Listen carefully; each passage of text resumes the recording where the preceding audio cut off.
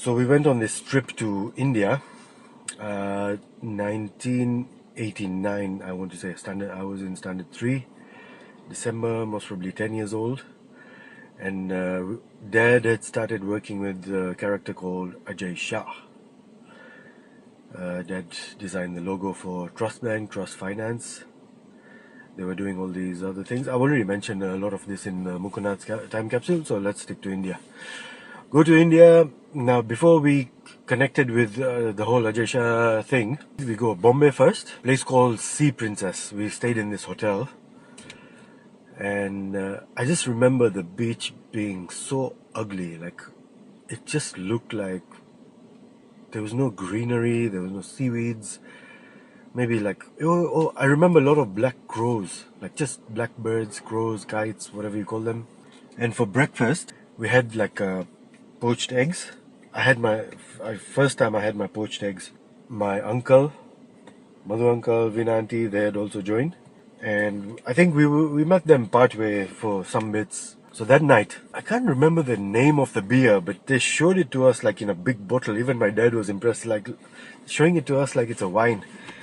So these guys were drinking, and the way we were sitting on the table, I was next to my mom. My bro was like basically at the head of his side of the table. So he was like, I was sneaking in sips of beer, and he kept indulging me. He's like, yeah, have some more, have some more. I was getting drunk like crazy, man. By the end of it, I was so high that my mom took me up in the lift. Everything was dizzy. He's like, okay, go to your room now. I walked towards the room. I kept bumping on my head and everything. I got in bed, lie down, and then everything started spinning. So I just got up and threw up on my bro. So he ran to the parents' room. He's like, look, he's thrown up on me. Mom's like, yeah, you deserve it. You're the one indulging him into drinking all this. Next day, I think I was fine. I wasn't hungover or anything. We did a lot of shopping. Now my mom had done a previous visit with Sona. So she knew this taxi driver who was opposite, I think it was the Oberoi. There was this place. His name was Lakshman. So we would pay him about 200 to 400 rupees. We'd negotiate. We're like, for the whole day, this is how much we're paying you. Come or go. He would take us around everywhere. Mom would go shopping. Dad would go shopping. They all went. I remember getting something from Chiragdin. I remember a CD logo. While they went shopping, I would stay in the car with Lakshman because I couldn't be bothered with them, and they didn't want to deal with my ADHD and roaming around and getting lost and all that. So I hang with Lakshman. Lakshman used to entertain me. He used to tell me this joke, which was more entertaining for him because I don't know what it was about. He's like, okay, take your hand like this. Okay, do like this. I don't know, he smelled my hand or something, and he's like, what did you eat? Okay, dal bhat. What did you eat? This, that. Breakfast, lunch, dinner. Then you open your hand, you shake, and he just loses it and just ends up laughing his head off. This was still in Bombay. This mass wedding, I think it was like 300 people, 360 people. I'll share a link of my dad telling the story of my teeth thing, but I'll tell you the English version. But anyway, we went to do this mass wedding where I think Ajay Shah donated all the money. Dad was doing the photography and everyone helped out. And it was a big crew. It was Rajni Muchi, bald guy, mustache. So the story was, while this mass wedding was happening, I saw a big line of people. I was wondering what the hell was going on because I was roaming around the town and everything. And I saw this guy, he's just sitting there asking someone, what's wrong with your tooth? Presses their head in special ways. And then just flicks the guy's tooth in this big bucket of teeth. Gives them a packet of powder and he's like, oh, on your way. So I had a loose tooth. I was like, I'll get mine done. I got mine done without anyone knowing. And then Rajni Muchi's son, I went to him. I'm like, listen, I think you have some loose teeth. Just check. We'll get some of them out. So I grabbed him. I'm like, let's go get your teeth anyway, whether they're loose or not. And luckily, someone stopped us. They're like, why are you taking him? Like, we know you're going to roam around anywhere and everywhere. You can't just take anyone else's kids and stuff. So they were like, I'm like, yeah, we're getting his teeth removed over here in this corner. This guy's doing it for free. And the other thing I remember roaming around in Jamnagar was this shop. First time, I wanted a Coke. So I'm like, can I have a soda? This guy opened some soda water looking thing, put masalas in it. He put a spoon of something in it, and I'm like, what have you just given me? And I want to try everything, so I had it, and it was such a nice drink. It was like a, something like Eno, some masala version of Eno or something to clear up your system. Sanchar, I think there's something called Sanchar. Basically, yeah, there was a packet of King. There was a King on it, a blue packet, and when I used to eat that, that was the drink. It was basically that drink. Anyway, back to this wedding. So donated it 300 plus all these mandaps and this and that, and I think the guy who did it was, his name was Aranda Bava. I think he wore this really strange, so he was wearing something strange.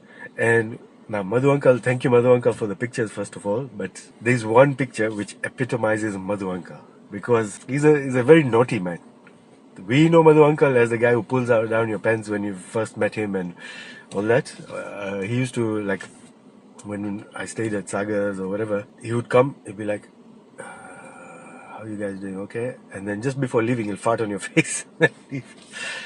So there's one picture, he's sitting like a very, you can see the naughtiness, that naughty smile in his face, sitting next to Jagdish Maharaj. So that was one. Then there's another one where he's dressed up, he's got his mustache in this really shiny thing. Vinant is wearing the queen's crown. And I just love these pictures, man. You'll see them. The next guy, Jagdish Maharaj. Now we used to go to his house because he was down very close to Majanwari, and kind of like 5 minute drive from our house. So we go see him. I used to go play with his son Svetan, and I'm sure he had a brother, someone who looked just like him but with whiter hair. And we used to go to his Mangal Mandir because mom liked to pour waters to that people tree for Pipre Pani. But once we met up with, once Ajay Shah got involved, Ajay Shah was very superstitious. I'm sure he was superstitious about his plate number 333 or something to add up to 9, or maybe that was Raju Papin. But then there was also, in this mandir, there was one song they sung which really made me happy. It was Jayambe Ma Jayambe Ambe Ambe Jayambe, or something similar to that. And then because it's a satsang, it just, the momentum keeps getting to that crescendo.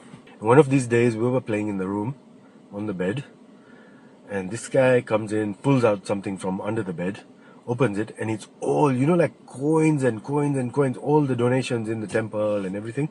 Any other reminders there? No. But outside his house, there was a kiosk where all the cousins or whoever wanted to escape from Majanwari, all the weddings and things, and have their drinks.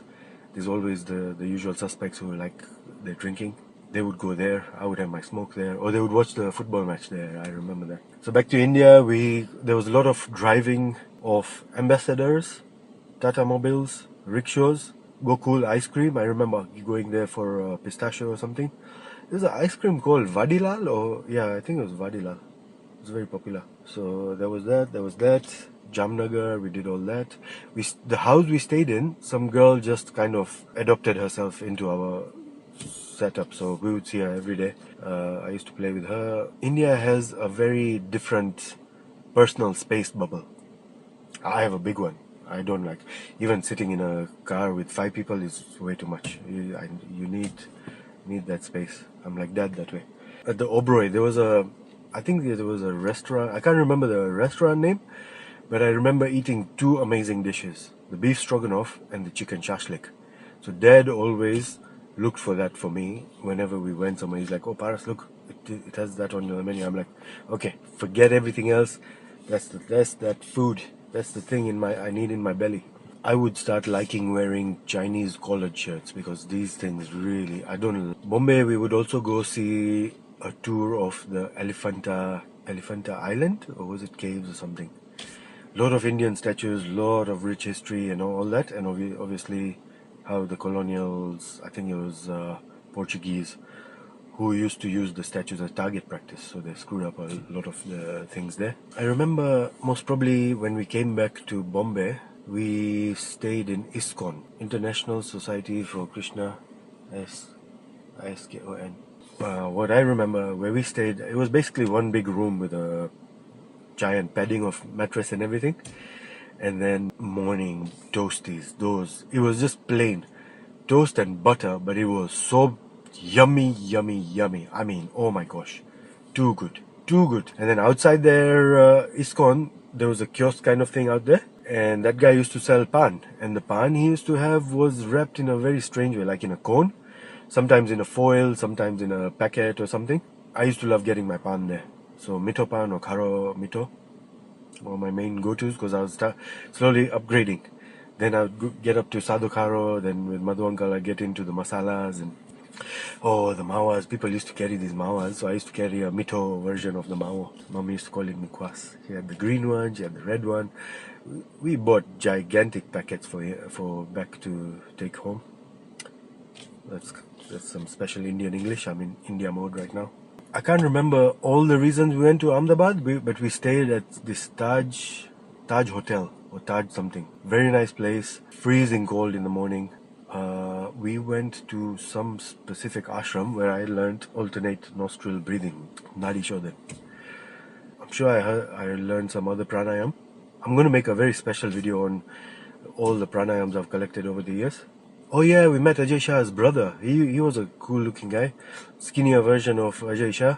Same moustache. But now this story, Abhishek, Ajay Shah's son. I don't know what Apeksha was doing, but Abhishek was messing with my brother a little too much. And I knew what was about to happen. So they were sitting on the bed. I think my bro wanted to sit on the bed and watch TV, and Abhishek was like, move and do this and do that. I was sitting like closer away from all that drama. And I just hear Abhishek spitting on my brother. Time just went so slow. Time went very slow. I had to turn around to look at this. Turn around, I see my brother's big head. And then Abhishek's small, my bro's the oldest one out of everyone. You know, like $1 Million Man or whatever. Smashed his face. Head smashes against the headboard. It was juicy. I'm like, glad it's you, not me. I don't know if you can see our teeth, but mine was this one and my brother's was this one. Because he used to beat me and I don't know what happened there. And I had a bump there. And then I flipped and I think I threw a clog at him. And it hurt this tooth, or I don't know, there was a story about clogs. Sure, we did some other stopovers, but Aurangabad, one of these kind of names. We went to some Ajanta Ellora caves. And by now, my mom's arthritis was bad enough that people had to carry her on this thing they called a dolly. So 2 people in front with the handles, 2 people at the back, and she was, like the Maharani in that thing inside. And all the caves, they had different thing, but the one main cave I remember was the one where there was like a statue, like the face, a gigantic face. And these guys are like, see, these guys were such geniuses. You put the light this way, is smiling. You put it in the center, he's not doing anything. You put the light here, they are serious, angry. I'm like, I don't see much difference, but sure. If you say so, I'm happy for you to tell me this. Bangalore, oh yeah, so Bangalore is where we went for the breathing techniques. We went to some ashram or something in Bangalore. The other thing I remember was we did a bus trip. Now, my bro was so freezing. I had this special brown monkey cap which I really enjoyed. So I'm smiling away next to, I don't know, some serious guy in the back of the bus. My bro was suffering so much he tied the hoodie to this little situation there. And then when we went there, either we have to, the Shirdi Sai Baba thing, we have to put a blanket on top, we had to feed him, or we had to get in a line to collect something to drop it somewhere else, or somewhere else in this whole compound. Only other thing that stands out was at the Taj, the bathroom had a hairdryer. Other hotels we just got the usual miniature bars, nothing much there, bars, nothing. Girls, I'm very surprised, being the girl crazy person I used to be. I'm surprised I don't have any memories. We'll cut it there.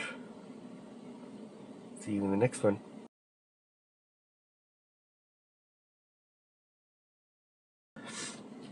Like, listen, Paris, just stick to roaming around. Don't involve other people in all your class. Tej is doing potty training, and Tej wears that on his head. It's like this stool.